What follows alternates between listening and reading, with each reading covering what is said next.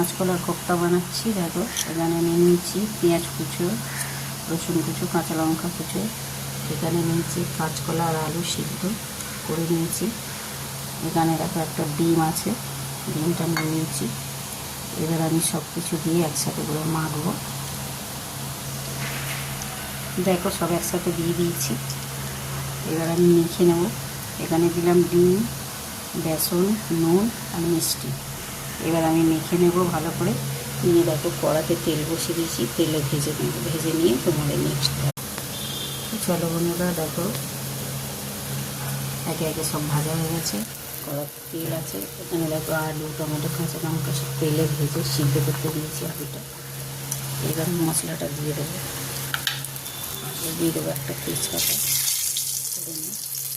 তারপরে এই মশলাটা দেখো জিরে, আদা, ধনে, কাঁচা লঙ্কা আর দুটো রসুন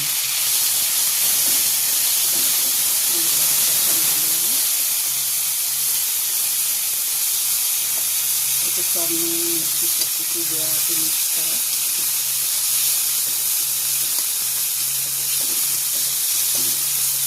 হলুদ টলুদ সব দেওয়া আছে, আর কিছু দিতে লাগবে না। আর এটা রাখে গরম মশলা ভিজিয়ে রেখেছি জলের মধ্যে। সবাই শেষে গরম মশলা দিয়ে নামিয়ে নেব।